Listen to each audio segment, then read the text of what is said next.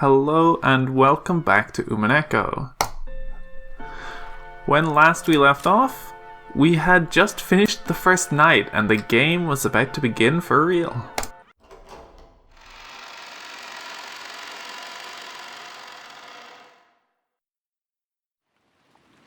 Well then, how will this game be resolved? You may submit or you may resist. Either way, it will truly be an entertaining banquet worth betting my short life on. In his dimly lit study, occasionally brightened by lightning, Kinzo kept mumbling and laughing to himself. On the antique clock, with the intricate design that had been sitting on his desk, the two overlapping hands tilted to the right and began to slide. The measure of time that counted up to 24 had returned to 0, and had begun to count back again. Measuring time is a brutal thing. It drags itself all the way to 24 over the course of a day, and then returns back to 0. It certainly did count to 23:59. However, is it ever able to reach 2400? If you conclude that it returns to 0 again without reaching 24, how futile it must all be. But perhaps a person's life is the same. You live aiming for a perfect 24, and the instant you reach it, you return to 0. People will probably praise the departed, saying that he did reach 24, but he most certainly did not. In the end, he's a 0. I am different. I will live and reach 24. That itself is the golden land, for that is where Beatrice dwells. Kinzo had been fumbling around with some tarot cards for some time. It looked as though he was trying to divine his own luck with a contest, doing it over every time he didn't like the result. The most forbidden action in tarot reading is trying to predict the same thing twice. To do so ridicules the results of fortune-telling, and also desecrates those beings higher than humans that give revelations through the tarot cards. However, Kinzo knew. Tarot cards shouldn't be used twice because, since they're nothing more than a random number generator, reading them twice will naturally cause a different result to appear. Therefore, reading them twice was only forbidden to preserve the mystique of the tarot card's results. However, that didn't mean that Kinzo didn't take tarot reading seriously. Kinzo's interpretation of tarot reading was done in a completely different way. That was to repeat the reading over and over, without giving up in the slightest until he reached the result most favorable to him. The mark he set for this most favorable result would vary, but when he demanded the most favorable result in a strictly literal sense, it was the same as a simple roulette of luck, where he sought an arithmetic miracle. However, Kinzo used miracles of numbers as the basis of his magical power, so this functioned perfectly well as a magical ritual. In other words, until the result he desired appeared perfectly, he would strive to repeat the tarot readings over and over, with conviction, turning the feelings of his heart into prayers, so that when they reached the heavens, they would be sublimated into results. This was Kinzo's personal magical interpretation. Therefore, even though Kinzo's tarot cards were no different from those generally used, the way in which they were used was completely different.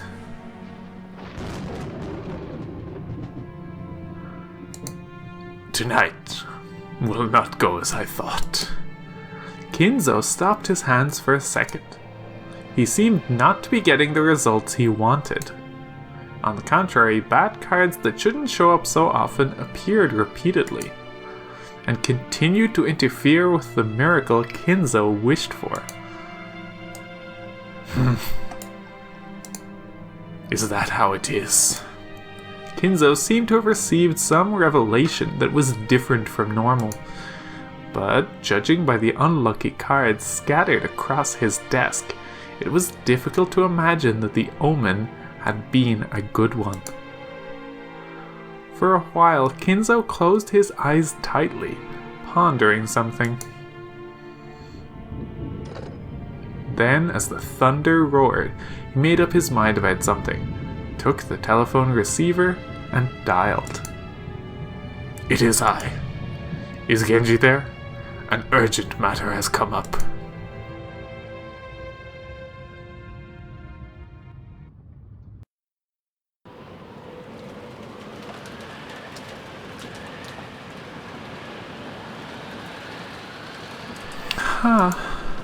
In front of the entrance hall, Shannon's once burning face had been cooled off by the frigid air. She had thought that George's proposal would surely come sooner or later. It wasn't as though she hadn't prepared herself mentally, and she had answered by nodding. Had she been reckless because of her youth? Should she have thought about her future more seriously? I wonder if my immediate reply made him think I'm a cheap girl. If I'd at least waited until tomorrow morning, would that at least have shown him I was taking this seriously? Now that she'd already received the ring from George, Shannon kept fidgeting in embarrassment. I should have done this, I should have done that. As she did, she heard the sound of footsteps splashing through puddles. Shannon immediately chased away the emotions welling up inside her. Genshi-sama?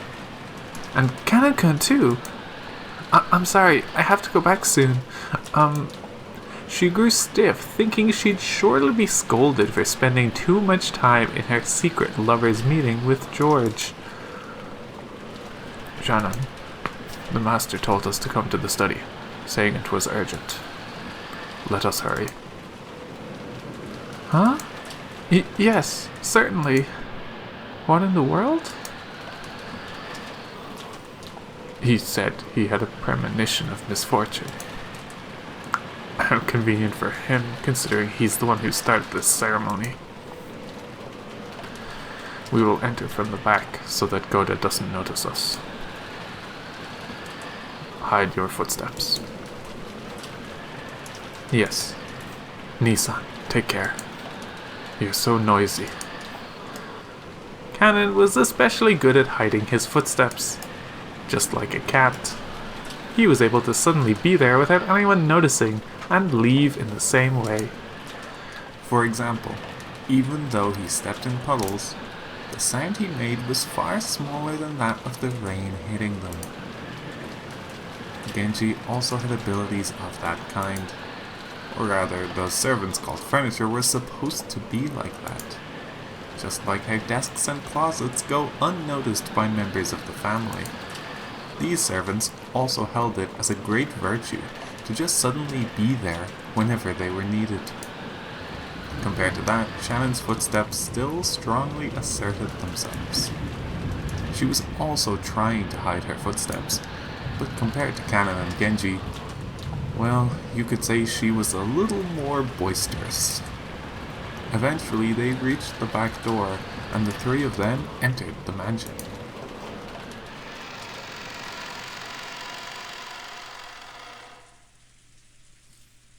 Immediately, they thought they felt something. It was different from a sense of smell, and it seemed to hit the depths of their noses. This hard-to-describe sensation, which you might call a sixth sense, allowed them to perceive that something was different than usual. Genshi-sama. Indeed, let us hurry. That sensation made it feel as though a tense something was pressing in around them. Realizing that, the three of them dashed up the stairs, heading for Kinzo's study, while still hiding their footsteps. When they dashed up the stairs, that smell of sweet poison particular to Kinzo's study reached their noses. What is it, Genji-sama? The barrier is dead. Huh? After hearing Kanon's words, she looked at the door to the study. A scorpion pattern was engraved on the doorknob, a powerful ward against magic. The final barrier, which protected Kinzo himself. It had been broken. Of course, there was no change to the doorknob that the eye could see. However, those who could understand things people couldn't perceive were able to recognize that a dramatic change had occurred. Master, it is Genji. Please open the door. Genji called in this way after knocking several times, but there was no answer from the study. Shannon, guard our backs. Kanon, search inside the room. Yes.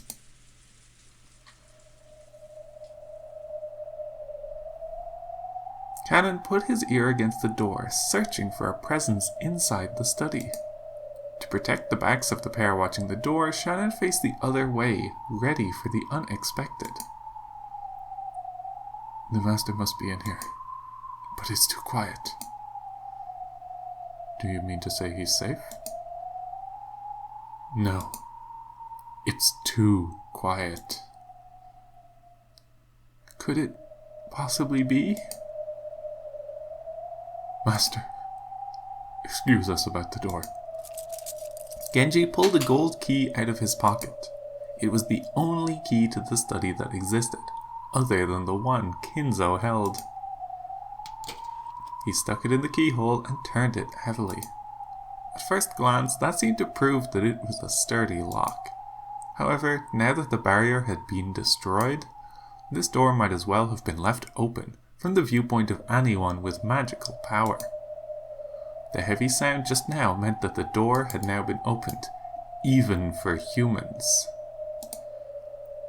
Excuse me.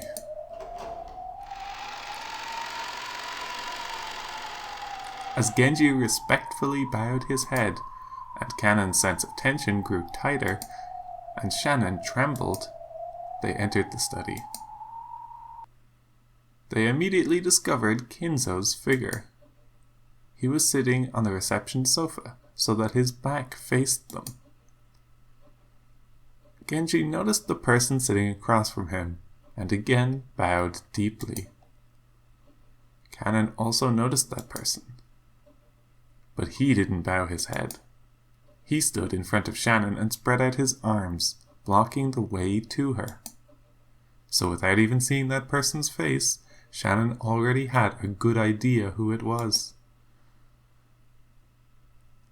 So, you have come, Beatrice-sama. Genji, is it? You came very quickly. Yes, it is always best when furniture answers to their master's call quickly. Unlike this person. So, Runobe-sama has come as well. Genji directed his greeting towards the thin darkness behind and to the right of Beatrice, where there shouldn't have been anything. Even Kanon and Shannon would never have imagined that someone was there. However, the darkness responded immediately and praised Genji's eyesight. As usual, you don't disappoint. It has been quite some time. Still, you've grown old, haven't you? Have so many years truly passed you by? My days have been full and satisfying. It appears you have been living quite a full life yourself, Runobe-sama. Yes, thank you. And Shannon, it has been a long time since I last saw you as well. You have grown quite beautiful, and it seems that you have grown quite strong. That is fortunate. Thank you very much. Nisa, who in the world? This will be our first meeting, Canon-kun. I, Ronove, have been entrusted with the position of Beatrice-sama's head furniture. I am an old friend of Genji-san's, and I am also furniture, just like you. Although the master I serve is different. The tense color didn't disappear from Canon's face in the slightest. Depending on the master furniture served, they might be kind or brutal or anything else. If this person claimed to be furniture serving the hated Beatrice, then he must be despicable as well.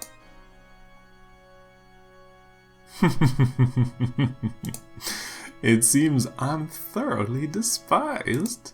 It's as though you hate everything that has anything to do with me. Beatrice openly sneered at Canon's hate-filled face. Then Canon finally realized. Beatrice and Kinzo were having a chess game across the reception table. But Kinzo hadn't even quivered. He was holding his head with both hands, his eyes closed tight, as he contemplated his next move.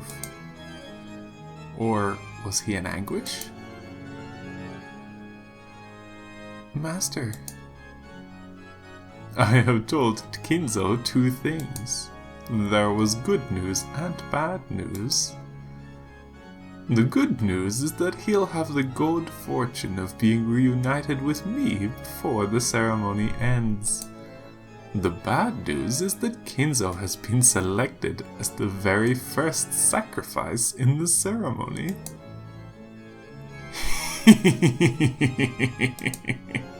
There's absolutely nothing I can do about it, because it truly was decided by the fickle roulette. Liar! We know you're just a murderer who kills for fun. Stop it, Kanakun. So, Kinzo, isn't it about time you decided to accept your loss? With this, our long contest is at an end, yes? At a glance, it was hard to make out the situation on that chaotic chessboard. However, judging by Kinzo's anguish and Beatrice's malicious confidence, it seemed to be over already. It is unavoidable. Perhaps even this could be amusing. It is to me, too. Resolving my contest with you may bring a flood of emotions, but it has already surpassed love and hate. It was fun. These past few decades certainly weren't boring. Beatrice advanced her queen and made her final move. And that decided it.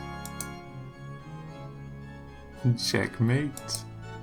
This is my final tribute to you. Without any reservations, sleep.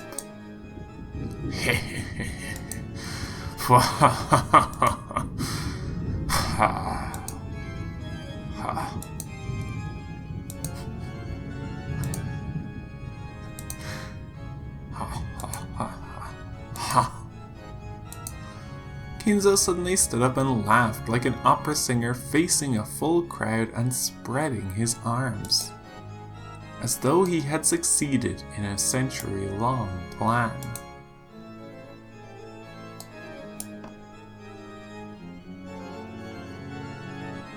That laugh. No, I don't think it should say Kinzo there. That laugh spat crimson. Crimson flames poured out from inside him, spitting even out of his mouth, ears, and nose, and all at once his body was wrapped in hellfire. But Kinzo kept laughing. The more he laughed, the more the hellfire spewed from his entire body and began to char him. Those flames became a brilliant light, which dazzlingly shone on various magical tools throughout the room, making their distorted shadows dance across the walls. Those shadows looked like the dead in hell, watching over Kinzo in ecstasy as he burned. And, for one who had made a contract with the witch, it was an extremely fitting end. In accordance with those terms, after laughing and howling in the roaring flames for some time, Kinzo flopped to the ground as though he was a puppet whose strings had been cut.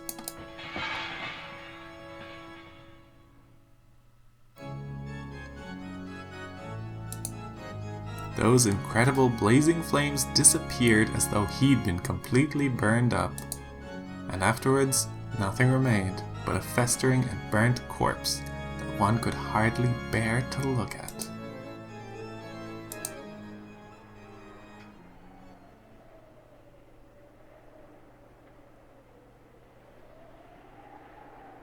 Horrible.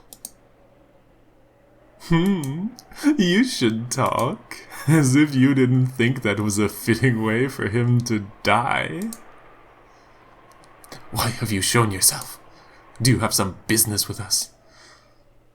Stop it, Kanan-kun. You mustn't provoke Beatrice-sama. It would seem you have them absolutely terrified. I imagine I'll never get along with Kanan. Hey, it's not as though I dislike you particularly. Beatrice grinned. Kanan violently averted his gaze, obviously unhappy. His reaction was so different from what he wanted to do that it made the witch and her butler laugh. Kanan, you stand in the presence of Beatrice-sama. Carefully consider your manner of speech. Oh, I care not, Genji. Let him say what he pleases. I am gracious. How are you gracious? I am always gracious to those who are about to die.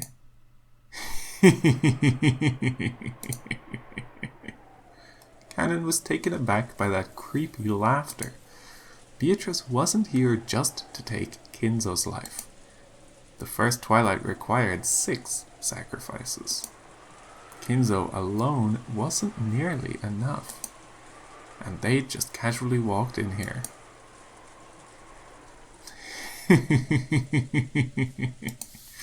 Fear not, Kanan.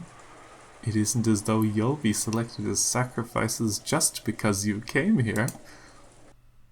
After all, you were called here because you'd been selected already. What? Their instincts were good enough to spot her meaning instantly. 6 sacrifices were required for the first Twilight. After Kinzo, how many more would you need to add up to 6? In this mansion, the number 5 instantly made them think of the number of servants here. Is that what you desire? Indeed. Thank me, furniture. Tonight your days of suffering will finally end. You ought to thank me for coming here to tell you this. Certainly, if that is your desire. Genji-sama. Genji had agreed to the witch's heartless announcement with his usual demeanor, without raising an eyebrow.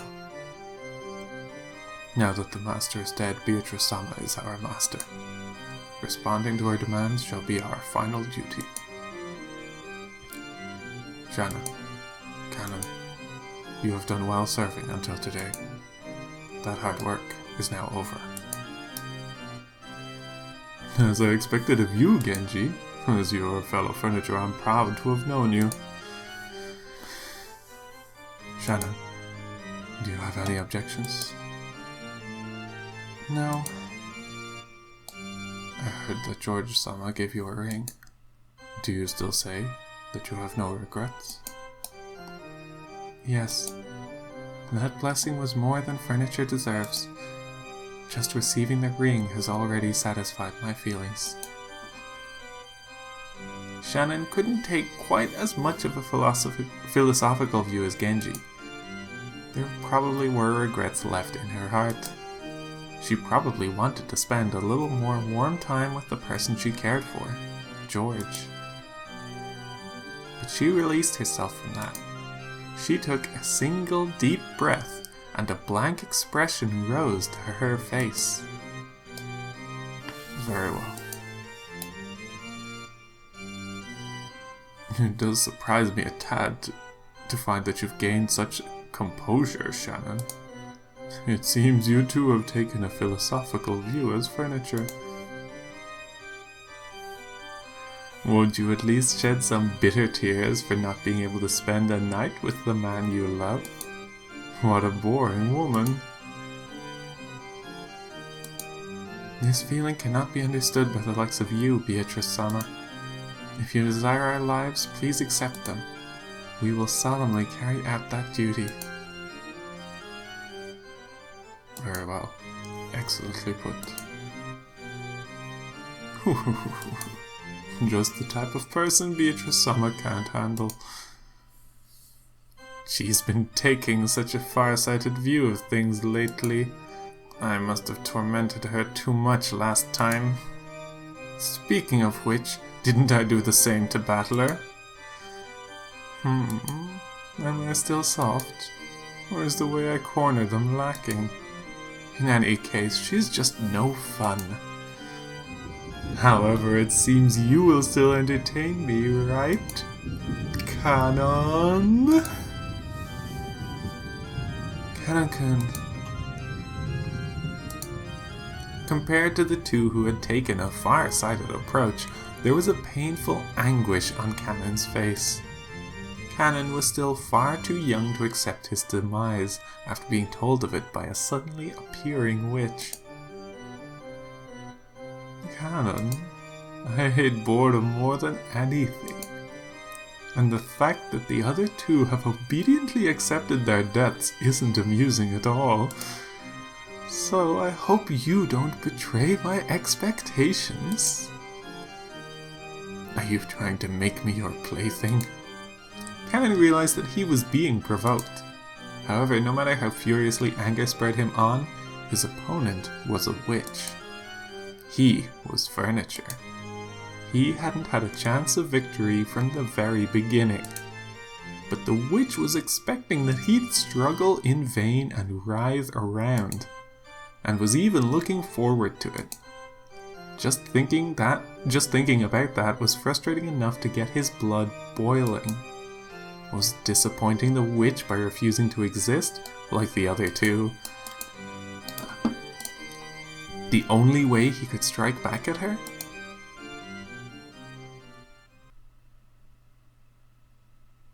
Eldest of the 7 Sisters of Purgatory, Lucifer, arise. Lucifer proud right here. Canon, it would be far too cruel to force furniture to fight a witch. No matter how much anger spurs you on, you would have no hope in a battle without a chance of success. Of course, such a battle would be boring for me as well. So, let it be furniture against furniture. Why not resolve it with a battle between you two? That should be enough to allow you some hope for victory, right? Forgive me, Beatrice-sama. How could I be inferior to this good-for-nothing furniture? As if this cutie would have any chance against me.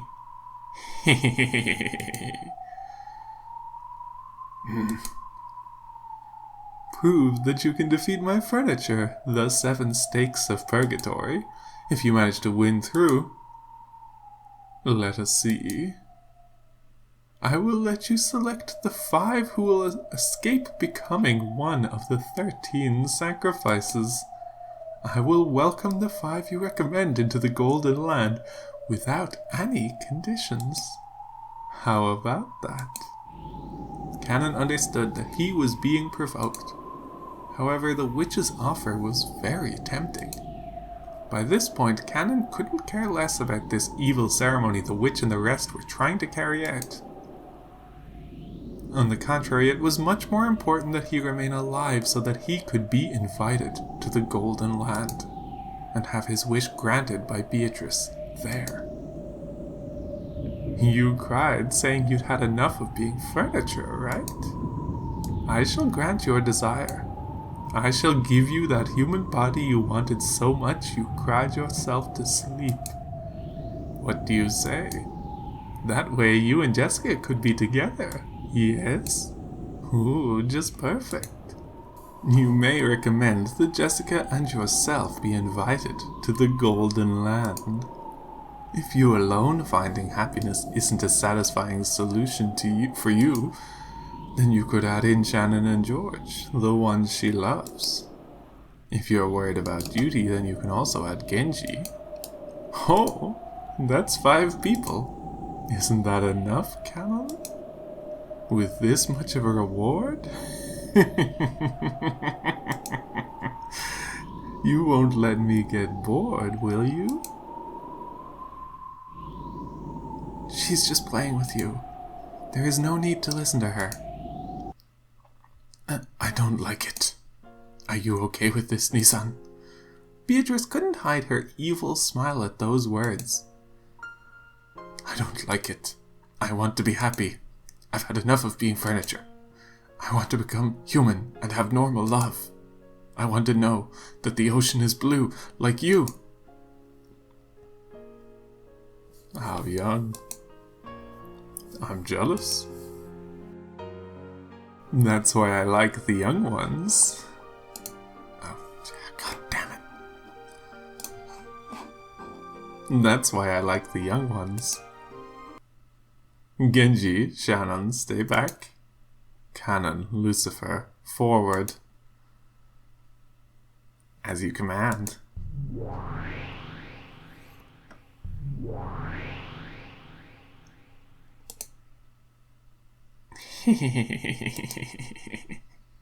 I don't like it.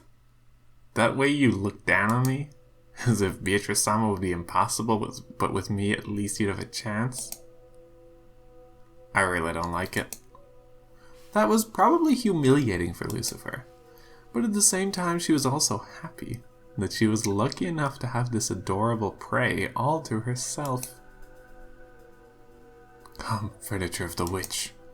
Don't think that you can look down on me forever.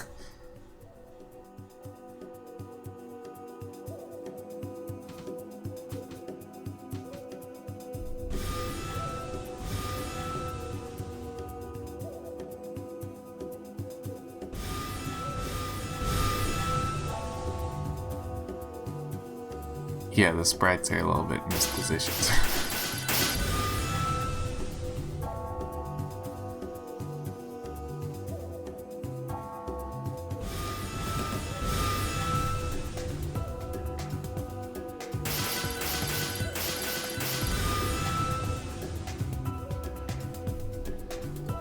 So, Battler, isn't this a fun show?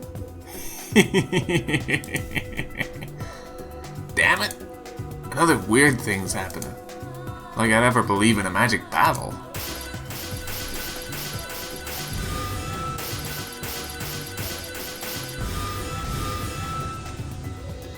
Look, look, don't turn your eyes away. Look at it.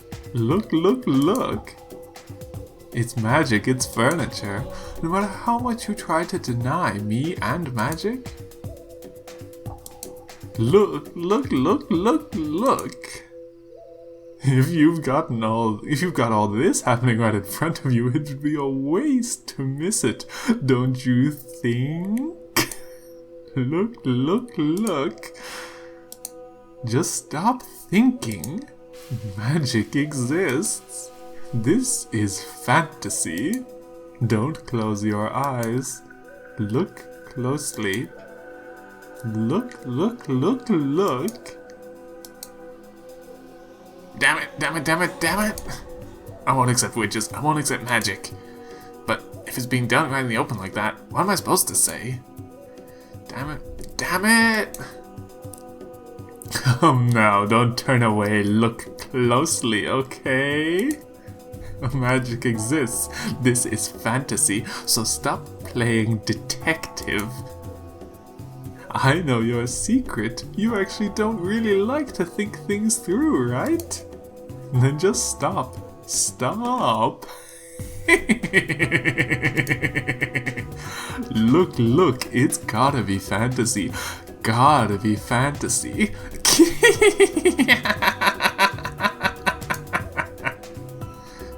Shut up! Don't talk to me!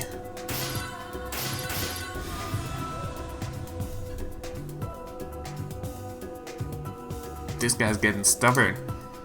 Would you apologize from crawling the ground right now for being so conceited that you thought you could beat me? If you did, I wouldn't mind forgiving you, okay? And then you wouldn't have to have your skin ripped off while you're still alive. Or get lashed all over your body as you squirm until you die. You're a cutie, so apologize. If you do, I'll finish you off so gently, while it still feels great. Be silent, furniture of the witch. I have no intention of speaking with you. So you're saying you think nothing of me? That disrespectful gaze of yours is really ticking me off.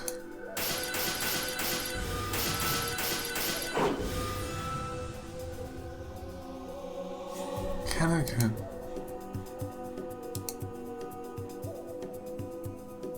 Isn't he stronger than he was against Satan?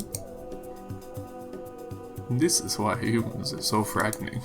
In fact, sometimes they even become witches and treat demons as butlers. So which should I cheer on?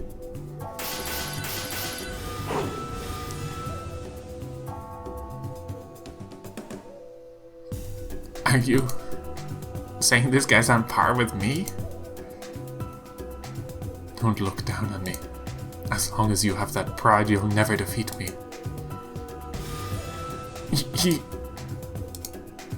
You speak of Lucifer, the eldest of the 7 sisters of purgatory, and say that I cannot win? How conceited.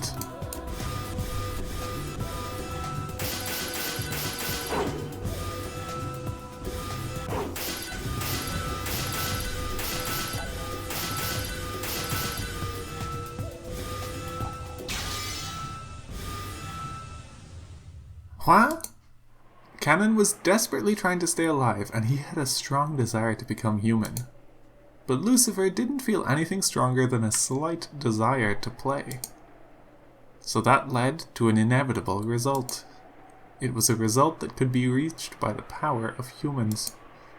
The power of the heart. That's as far as you go. You cannot win against me. The glowing red curve extended straight out from Canon's arm, pointing at Lucifer's throat, just beneath the tip of her chin. What is this? How could I? There must be some mistake. As she ground her teeth in irritation, she tried to deny the truth right before her eyes. But no matter how much she believed in her own superiority, it didn't change the facts right in front of her.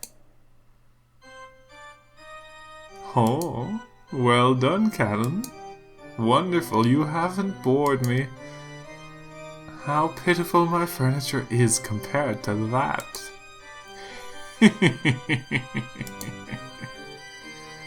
Lucifer, you are boring, milady. Was this opponent really too much for you to handle? I'm disappointed, eldest of the 7 stakes. It would have seemed like mere rebuke to an outsider. However, furniture serving the witch knew what kind of severe treatment was promised by that rebuke, and understood what had been left unsaid. Wah! You good-for-nothing furniture! she howled. Abandoning her last bit of pride, she made her body explode, exposing her true form. That form was a demon stake, which bounced off the walls surrounding the room. How could you shame me so much? Kill, kill, kill, kill! You blockhead! Even though you can't even follow my movements anymore? I won't play around anymore. I'm seriously mad. I'll pierce your heart in one blow. I'll plow right through you, make a fountain of bright red blood reach the ceiling. Die! Kanan-kun.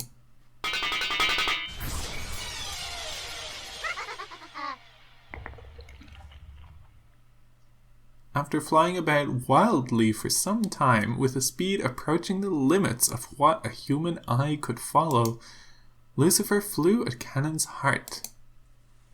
She could tell that it was Kanon's blood by the sweet taste of it. But she quickly noticed one thing. She hadn't pierced his heart. Oh.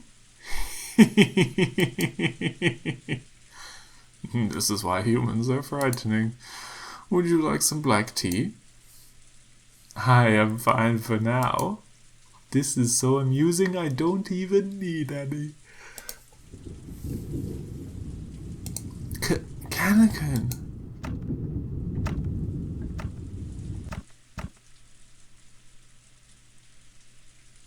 You were arrogant again. I told you that you wouldn't be able to defeat me. The floor was stained with dripping blood. It really was Kanon's blood. But it wasn't flowing out of his chest. Kanon had sacrificed his own left hand to protect his heart.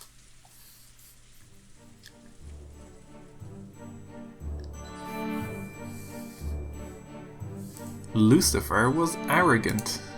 Even though she'd been given enough time to realize that this was an opponent capable of cornering her, in her pride she had believed him to be worthless.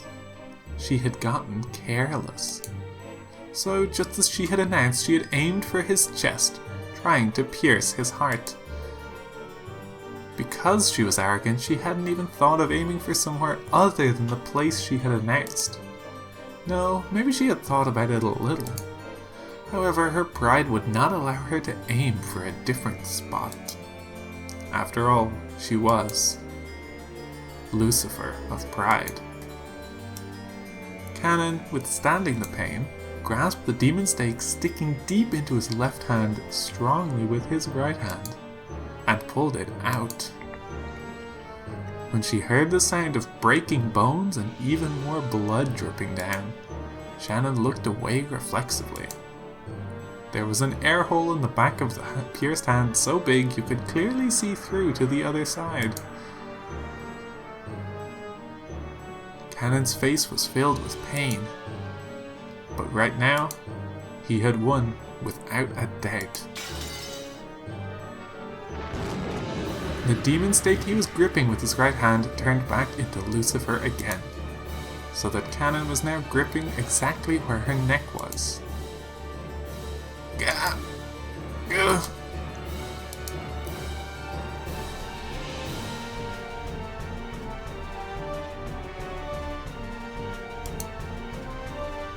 It's my victory, Beatrice. Kanon didn't hold back at all with the left hand gripping Lucifer's throat. She had challenged him again after their fight had already been decided. Kanon had no obligation to be considerate. But even so, Kanon released the witch's furniture. Was it his naive humanism, his pity for another furniture, or a final bit of respect to the witch? In any case, when she was released, Lucifer fell face down on the ground, retching and moaning over the pain in her throat. Spectacular, Kanon. Your great efforts have proven the correctness of some of Kinzo's research. Ronove was clapping his hands. To Kanon, who had won at great cost and had a wound in his left hand that wouldn't close, Ronove's applause only felt like mockery. All possibilities dwell within the human heart, was it? My, this is why humans are frightening. Well done, Kanon. You were victorious? Spectacular. Huh.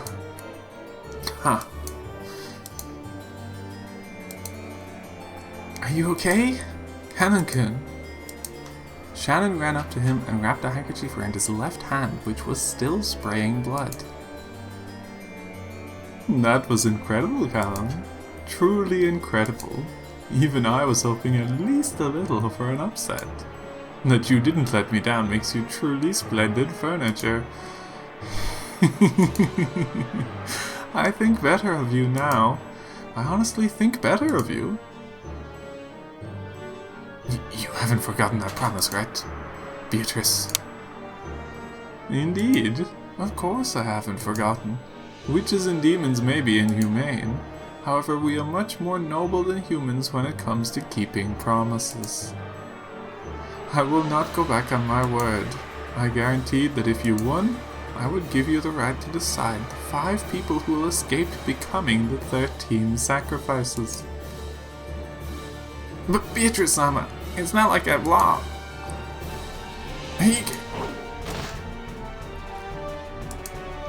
When Beatrice waved her pipe, heaven and earth turned over just for Lucifer. So, as a horribly natural result, she fell onto the ceiling. The ceiling doesn't seem that high to people standing on the floor. However, people who fall on it upside down and head first usually don't agree. Lady, isn't that a little much? Perhaps you're right. I suppose I'll forgive her. Beatrice waved her pipe again. When she did, the magic that had been affecting Lucifer was released. So, as a horribly natural result, this time she fell properly back onto the floor.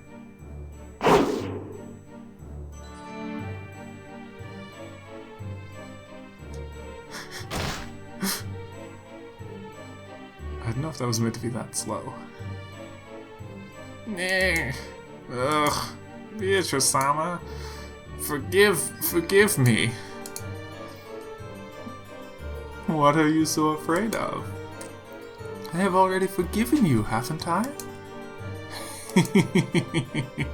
So, Canon, shall we continue? Continue what? You aren't saying you want me to finish her, are you? Ah, no. It isn't over yet, right? What isn't? Stop dodging the question. I did promise to you your reward, didn't I? If you could defeat my furniture. The 7 stakes of purgatory, right? Come, arise, the 7 stakes of purgatory. The 6 younger sisters of the worthless elder sister.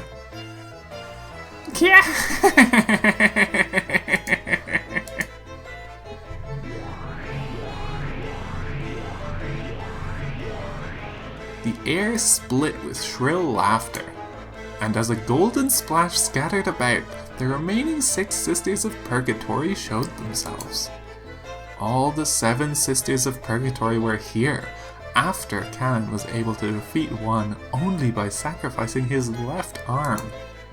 By now, Canon regretted his thoughtlessness in accepting the witch's challenge.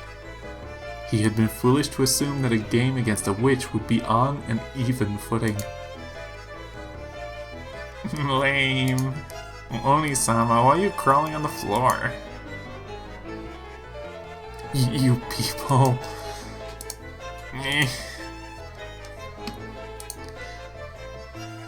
I told you Oni-sama's useless. Even though she acts like she's so great just because she's the oldest. That's only on the outside. Yeah, seriously. Lucifer, Oni-sama, your disgraceful behavior will damage the reputation of us all. Know your shame. You novice.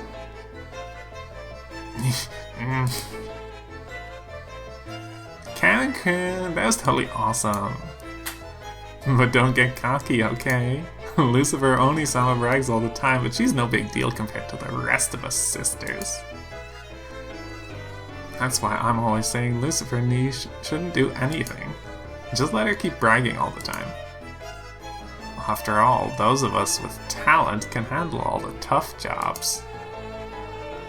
What are you gonna do, Oni-sama? Out of respect for your pride? We were planning to stay out of your way in the hopes that you'd challenge him again in that beat-up body of yours. But Ganon sure is strong, right? Right now, no matter how much you struggle, there's no way you could win, right? You people.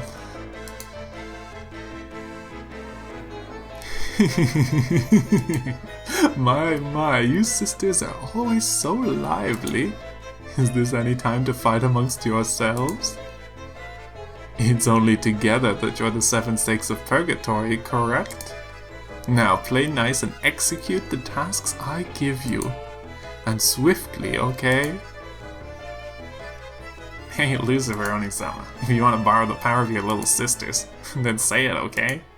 We want to hear you ask us for help with your own mouth. Do you plan to mock me even more? I, the foolish, weak, ugly, and shameful Lucifer, the elder sister, beg my younger sisters to save me. Come on, let's hear it. If you let us hear that, we'll save you. Okay? Everyone? You... bitch. The 7 sisters of Purgatory unanimously closed in on their worthless sister, abusing her. Even Canon, who had been fighting for his life until a second ago, couldn't bear to look at it. As if I could say something like that. Quickly now. Clearly we won't make any progress here with you alone. Hurry up, let the 7 sisters strike Canon. My, what is the matter, Lucifer? This is an order from a lady, is it not? How cruel. After grinding her teeth over and over, after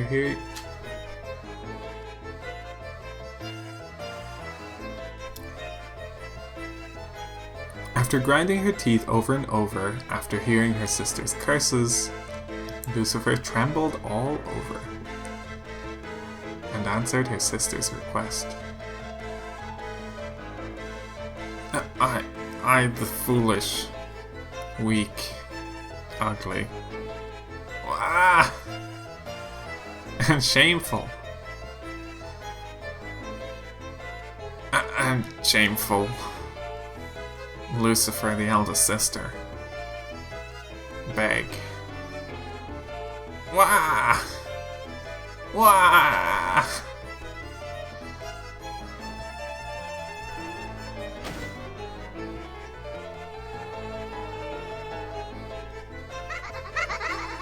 The girl known as Pride was finally unable to endure the words she was saying, and broke down crying. However, the 6 younger sisters kept giggling cold-heartedly.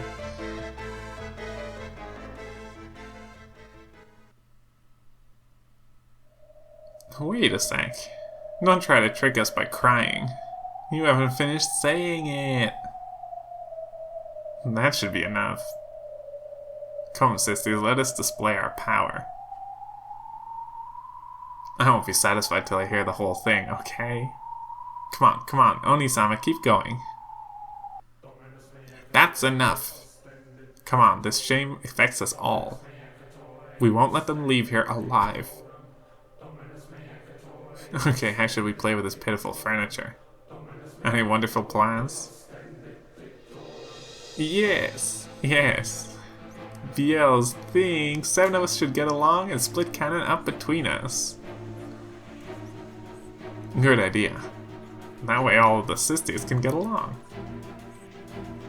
Then I'll take the head. I'll leave the limbs and guts to you all. No! I get the head! There's no way that promise will mean anything, right? First one there wins. Kanekun, if you've got any ideas for how we should kill you, just tell us, okay? The Seven Sisters will kill you in an awesome way. Damn. Arrgh. You've shamed me so deeply. Slicing you into 8 pieces won't be enough. I'll slice you into 100 pieces. Here we go, everyone. Yes, Oni-sama.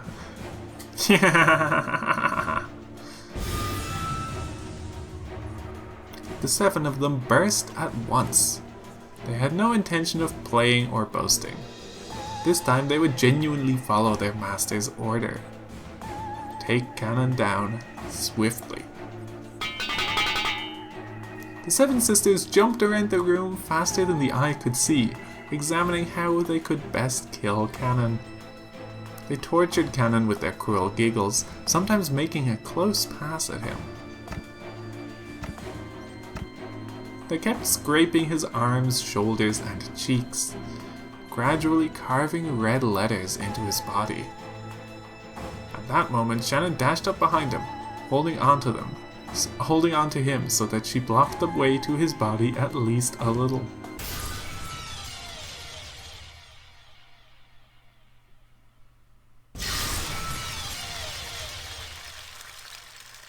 At the same time, a red cylinder wrapped around the 2 of them, like a beam of light sent from heaven. That cylinder repelled the evil ones who tormented Kanon. What? You're mean! This has nothing to do with you. Haha, I see. You must want to play with us. Yeah! Then I'll take it. All mine. Beatrice-sama, can we take Shannon as our prey? I don't mind. Do as you like. It seems Kanon alone won't be enough to satisfy your gluttony. You have our deepest gratitude. Come on, I'll make you regret coming out uninvited. I'll turn you into scraps of meat so unrecognizable you won't be able to tell which is which. Mix you and mince you into hamburgers. Idiot, breaking that barrier should come first, right? Don't let your gluttony get in the way of your job. Yes, Oni-sama.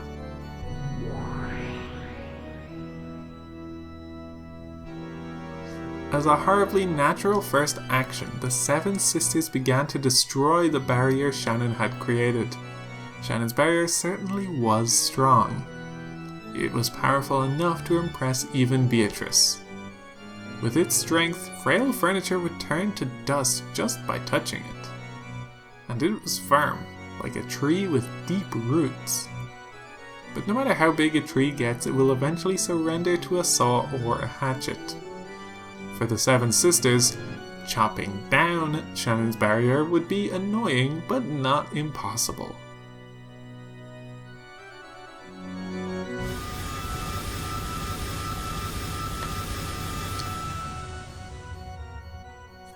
A sound like beetles jumping about grew even fiercer and filled the room. The red barrier began to cut up and eroded away as though with a hatchet, a saw, no, a chainsaw by now.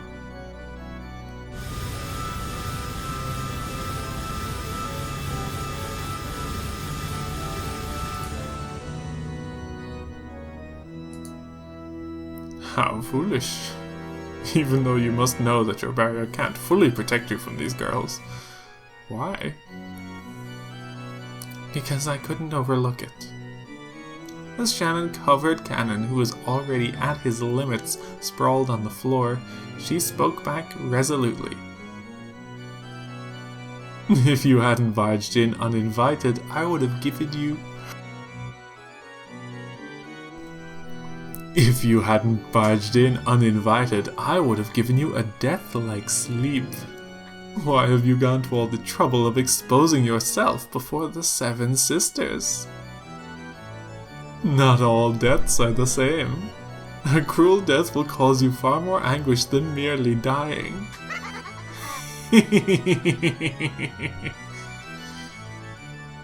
Go ahead, do as you like.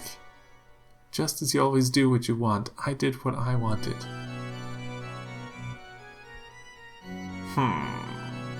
At any rate, you're not quite amusing at the present moment. Romance is most interesting when you're wondering whether it will succeed or not.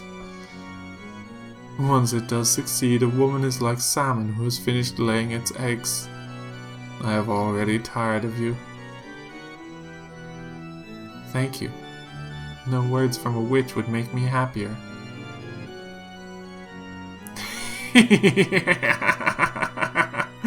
Then at least in the end, let me see you die in a truly entertaining manner. Seven sisters, can you hear me?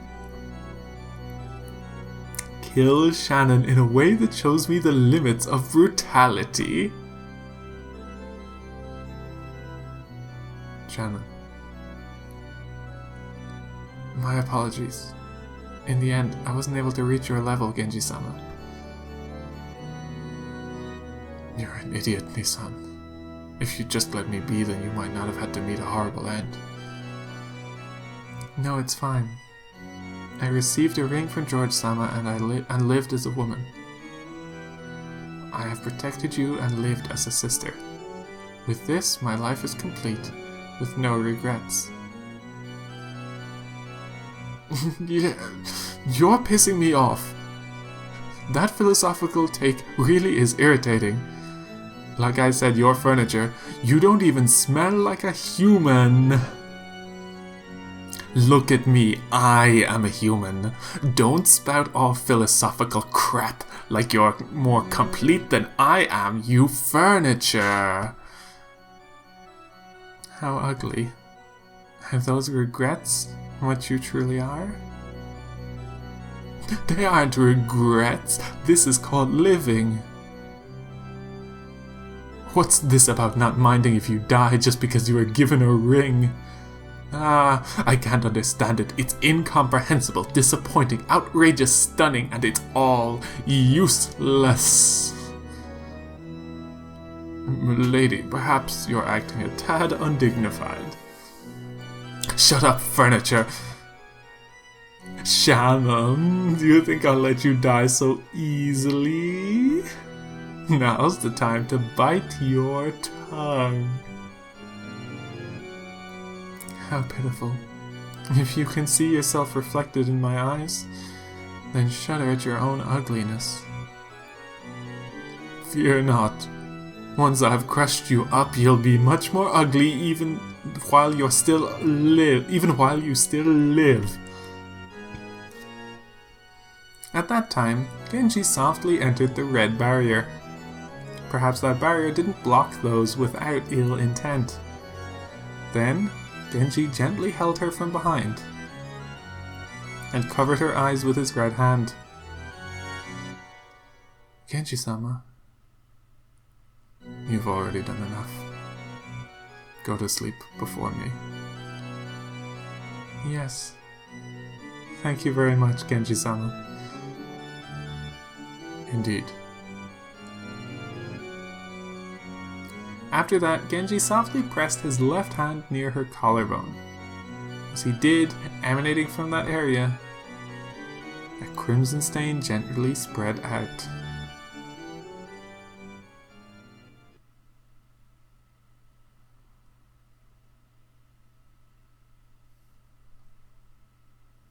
When Genji removed his hand, bright red, fresh blood oozed out of there. It only happened for the first instant, and it was shaped like a crimson rose.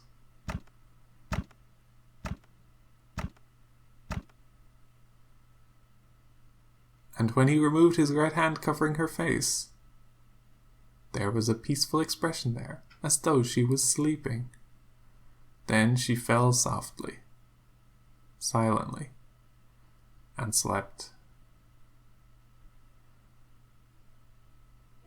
Her soul had already been sent to a world where the malicious witch and her furniture could not reach her. no matter how evilly they tortured her. This scene left Beatrice and the seven sisters stunned. Only Runavé wore a mysterious smile. Then Genji leaned over Kanon, who was crouched on the floor. You did well.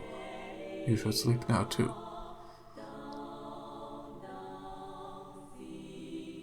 Yes. Thank you very much, Genji-sama. Just as he had done with Shannon, he softly covered Kanon's eyes with his hand, then gently pressed the area around Kanon's collarbone with his other hand. And when his hand was removed with the lightness of a feather, there was a crimson rose there.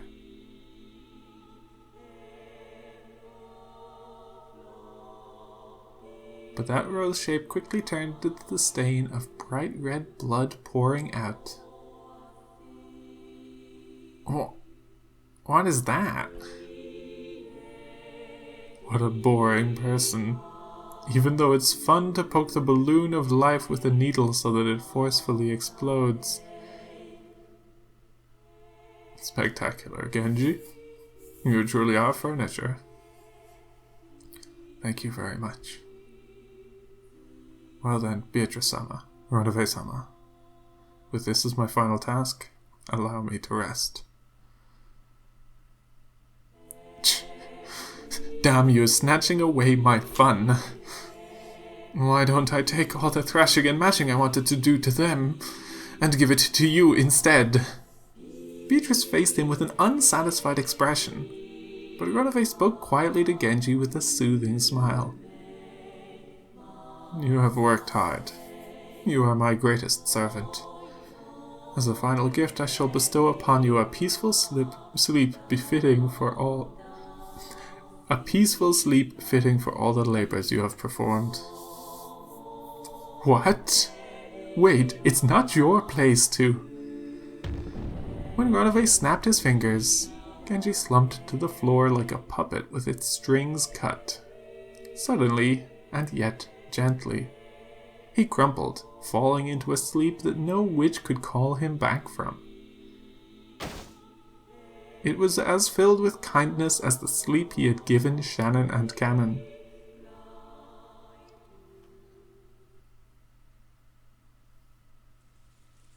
What was that, Runavé?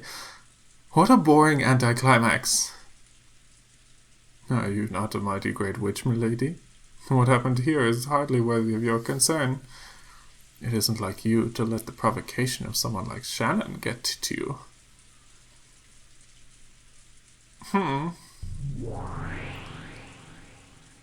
What was it that had Beatrice so irritated? Was she still unable to remove the thorn of Shannon's words? Runavé laughed lightly, as though lamenting the complexity of humanity and a woman's heart, and ordered the seven sisters to go.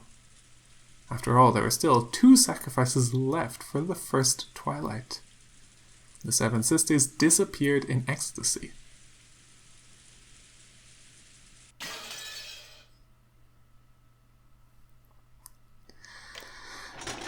Oh, we moved like minutes ahead. Interesting. The first Twilight has been performed, and it might honestly be a while before people discover the first Twilight, though. But we'll find out what's happening next. That's all for this video. See you next time. No, oh poor Goda. Goda does not have the ability to fight these servants.